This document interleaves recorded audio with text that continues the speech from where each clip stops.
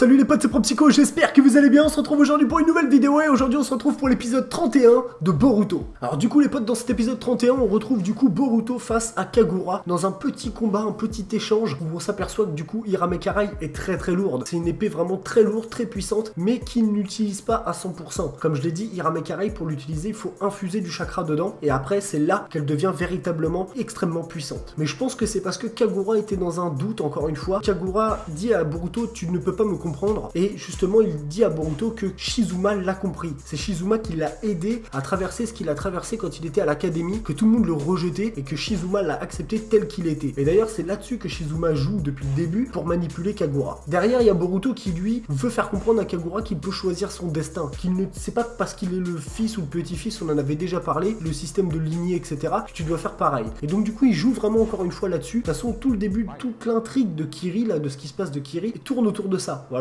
Et là, ce combat est la synthèse de tout ce qu'on a vu depuis le début. Du coup, après cet échange entre Boruto et Kagura qui a été, on va dire, globalement vite fait, eh bien on a Shizuma du coup qui intervient pendant le combat et qui justement ressort le coup de la cicatrice, ressort le coup du il faut que on aille jusqu'au bout de ce que l'on voulait faire, etc., etc. Et il en arrive justement à reparler de quelque chose qu'il avait déjà dit, que Shojuro Dammei engageait des personnes pour éliminer des clans, des gens qui étaient contre la réforme de ce qui se passe actuellement à Kiri, contre la réforme du Mizukage actuel. Et là, il y a Mitsuki qui arrive avec le fameux parchemin que je vous ai dit justement lors de la dernière vidéo, de mettre par commentaire vos idées. Il y avait une idée qui était bonne, que j'avais trouvé vraiment bien, c'était l'idée qu'il y avait la vérité concernant Yagura, qu'il était manipulé par Tobi lors du brouillard de sang, quand il était 4ème Mizukage, qu'il était manipulé par Tobi, et je trouvais que ça aurait été une bonne chose que Boruto joue là-dessus auprès de Kagura pour faire comprendre à Kagura que Yagura n'a pas choisi d'être comme ça, et que du coup, lui ne vient pas d'une lignée de sang comme ça, et qu'il peut choisir son destin encore une fois. Mais ce n'était pas du tout ça. En fait, Mitsuki a dit que dans ce parchemin, il y avait un pacte qui avait été signé entre deux pays, entre le pays de l'eau justement actuel de Kiri et le pays des vagues, des choses qui étaient liées justement à Shojuro et à l'état actuel de Kiri, et qu'en gros ils n'acceptaient pas ce qui se passait dans le village, et que du coup ils engageaient des gens comme Shizuma pour éliminer des personnes justement à l'intérieur du village. Donc Shizuma utilisait les mêmes méthodes que Shojuro lui-même utilisait, mais Shojuro et Dammei utilisaient ces méthodes parce qu'ils voulaient rétablir la paix, faire en sorte que le village soit paisible. Et bah d'ailleurs, c'était des hauts placés du village de Kiri qui avaient signé ce pacte avec des gens du pays des vagues. Et je pense même que par rapport au traité, on a entendu parler d'une histoire de traité à un moment entre Shino,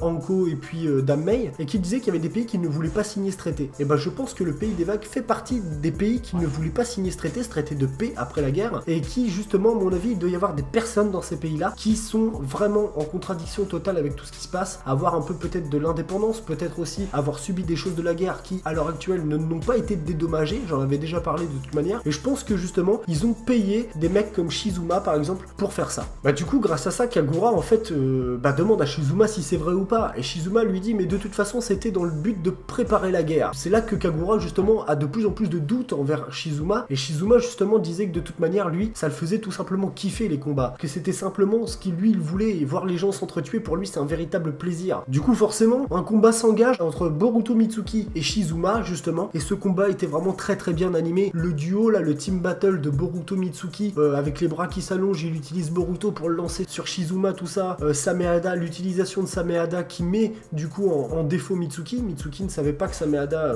pouvait absorber autant de chakra et aussi vite, et d'ailleurs c'est comme ça qu'il a été sorti Mitsuki. Véritablement il a bien tenu tête seul face à Shizuma à un moment en 1 versus 1, sauf que ce qui l'a surpris du coup c'est la vitesse à laquelle Sameada a pompé tout son chakra. Derrière, heureusement qu'il y avait quand même Boruto qui avait pris ses distances et maintenu quand même une certaine quantité de chakra pour pouvoir lutter contre Shizuma. Mais du coup, concernant l'animation, encore une fois, c'était vraiment bien réalisé, et Mitsuki a vraiment bien réalisé son rôle d'appui avec Boruto. Et du coup, là, il y a un passage assez symbolique où on voit Kagura au milieu avec Shizuma à droite et Boruto à gauche, et c'est là que vraiment ça synthétise tout ce qui s'est passé, où on voit que d'un côté, t'as Boruto qui joue sur le jeu de cartes auquel ils ont participé ensemble, qu'il peut choisir son destin, qu'il peut changer la couleur justement de ce jeu de cartes, et c'est Boruto qui a ce rôle de montrer justement à Kagura que en changeant la couleur du jeu de cartes, il change son destin. Lui, c'est lui, ce n'est pas son père. Et y compris pour Kagura, ce n'est pas Yagura. Et justement, Kagura avait bien aimé cette partie de cartes, puisque à travers ça, à la fin, quand il avait gagné avec ses cartes bleues là, c'était grâce à Boruto, au changement de couleur de Boruto qu'il y avait eu juste avant dans la partie, qu'il avait pu gagner. Ça lui montrait autre chose que du rouge et du sang. Et de l'autre côté, on a du coup Shizuma qui lui dit mais non, il est fait pour ça, c'est moi qui le manipule, de toute façon il peut obéir qu'à moi. Et c'est là que justement Boruto lui dit de toute manière, avec les flashbacks qu'il a eu par rapport à la partie de cartes, tu ne gagneras pas contre moi, je vais gagner contre toi. Et c'est là que Boruto nous sort encore une fois un coup de génie avec les poussées de Futon. Boruto utilise des clones pour se pousser avec une technique de vent, une technique de Futon,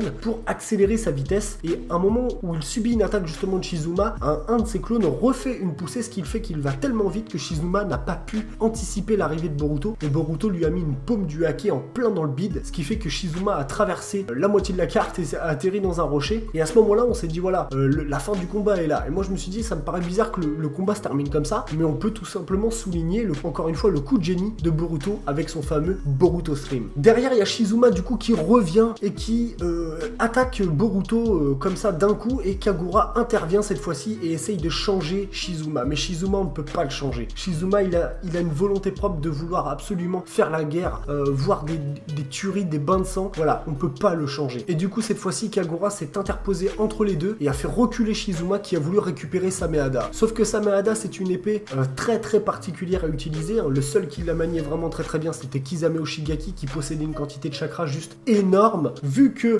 Shizuma n'avait quasiment plus de chakra, qu'il avait déjà donné pas mal et utilisé pas mal lors du passage juste avant, et bah Sameada s'empare carrément de son corps. Sameada fusionne avec le corps de Shizuma comme elle le faisait déjà avec Kisame, sauf que Kisame avait assez de chakra pour récupérer sa forme initiale. Sauf que Shizuma n'a pas la quantité de chakra qu'avait Kisame. L'épée s'empare carrément du corps de Shizuma. Shizuma vaincu par sa propre arme. Et justement, Sameada, faut savoir que tout le temps où elle est dans le corps de Shizuma, elle pompe son chakra. Elle pompe son chakra, elle se nourrit uniquement de chakra. Par contre, cela décuple clairement la puissance de Shizuma qui pendant un instant avait un peu une forme de requin, un peu comme l'avait justement Kisame lors du combat contre Killer Bee dans Naruto Shippuden. Comme je l'ai dit, Kisame pouvait assumer cette transformation parce qu'il avait le chakra en conséquence, que n'a pas justement Shizuma. Derrière justement, il y a l'arrivée de Shojuro qui demande à Kagura de lui remettre Hirame Karai, comme ça il va pouvoir lutter contre Sameada. Et du coup Kagura a cité une phrase qui était vraiment très importante. Franchement, cette phrase là les potes, faut la garder, je la trouvais vraiment très bien et je vais vous la citer maintenant. Le passé est irréversible, mais le futur est entre nos mains. Ça, c'est une excellente phrase les potes, car effectivement le passé c'est le passé, tu ne peux pas changer ce qui s'est passé. Par contre, le futur, tu peux toujours choisir quelle va être ta direction, c'est toi qui choisis ce qui va se passer plus tard. Et ça, c'est vraiment stylé les potes. Kagura du coup commence à utiliser Hirame Karai comme il se doit, c'est-à-dire l'infuser de chakra pour pouvoir lutter justement contre Sameada Shizuma, entre guillemets, ce qui fait que ça fait un combat un peu d'égal à égal entre la puissance de Sameada et la puissance d'Hirame Karai. On voit qu'une fois que la lame est infusée, elle devient vraiment extrêmement puissante, mais par rapport à Sameada qui possède également une quantité de chakra très forte, il faut arriver justement à enlever Sameada de Shizuma. Et donc pour ça, à un moment, Kagura commençait justement à faiblir un peu et Boruto est venu l'aider, il est venu aider son pote. C'est là qu'il y a quelque chose que je ne comprends pas les potes dans cet épisode, je compte sur vous pour me mettre ça un peu par commentaire. Comment ça se fait que Boruto a activé son œil?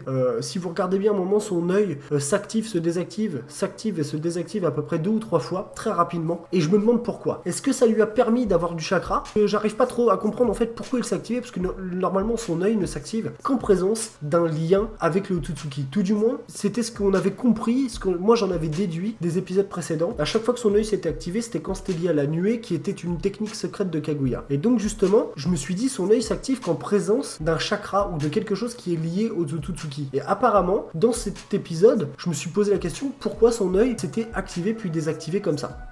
Franchement, je ne sais pas. Est-ce que c'est parce qu'il avait besoin de puissance et inconsciemment son œil a libéré de la puissance? Franchement, je ne sais pas. Mais dans tous les cas, c'était le cas. Son œil s'est activé puis désactivé brièvement. Ce qui fait qu'en fait, ils ont scindé l'épée en deux. Une des techniques d'Hirame Karai, une des capacités plutôt d'Hirame Karai, c'est de pouvoir justement, le fait qu'elle ait 2 poignées, et bah au lieu d'avoir une grosse lame très lourde, et bah justement avoir 2 lames de chakra. Ce que Shojuro maîtrise très bien d'ailleurs. Et bah là, Kagura avait une lame et Boruto avait une autre lame. Ils ont chacun infusé du chakra dans leur lame. Ils ont réussi du coup à vaincre Shizuma ou Sameada, ça dépend comment tu le vois, mais ils ont réussi à vaincre Shizuma sous la forme Sameada, on va dire. Du coup, grâce à cette technique, grâce au fait qu'ils étaient 2 à infuser du chakra et qu'ils ont du coup réussi à blesser Shizuma, du coup Sameada s'est retiré de Shizuma et Shizuma n'avait plus du tout de chakra. Sameada lui avait pompé absolument tout le chakra qu'il avait, ce qui fait qu'il était complètement affaibli, il ne pouvait plus bouger. Le combat était donc terminé, il a été quand même globalement bien animé ce combat, moi je dis surtout le passage où il y a eu Mitsuki et Boruto contre Shizuma justement qui était vraiment très très bon. Cet épisode était là pour synthétiser vraiment tout ce qui se passait autour de Kagura et de Shizuma. Sarada qui arrive avec Iwabe justement, Iwabe qui arrive comme ça. Comme je vous l'ai dit lors du dernier épisode à la fin, quand l'autre il se fait exploser avec son épée, c'était sûr qu'Iwabe n'allait pas mourir. Clairement, il a très bien pu utiliser une technique de Doton pour se protéger ou quoi que ce soit. Enfin, c'était sûr que Iwabe lui était rien arrivé et la preuve, il était là. Et du coup, bah ça s'est terminé comme ça. Ils sont repartis du coup parce qu'ils allaient être en retard pour l'appel le soir. Iwabe a pris Boruto sur son dos, il est parti avec Mitsuki, Sarada et puis l'autre là, je sais plus comment il s'appelle. Kagura a gardé en fait ce jeu de cartes. C'est là qu'il comprend en fait toute la symbolique de ce jeu de cartes et qu'il a maintenant confiance totalement du coup en Boruto et confiance surtout en son destin, qu'il peut choisir son destin. C'était vraiment la symbolique de ce jeu de cartes, c'était ça. Le fait qu'il peut choisir son destin et tout le monde peut choisir son destin. Et d'ailleurs, c'est quelque chose que l'on devrait tous garder en tête. Il y a eu quand même pas mal de petites révélations, notamment ce qui se passe entre le pays des vagues, le pays de l'eau, là l'espèce de pacte qu'il y a. On a eu des réponses également du coup concernant la véritable nature de Shizuma, Boruto et Mitsuki qui nous ont offert quand même un beau combat, l'histoire de l'œil de Boruto qui s'est activé très brièvement. Qu'est-ce que ça a pu lui apporter? Moi franchement, à part du chakra, je vois pas,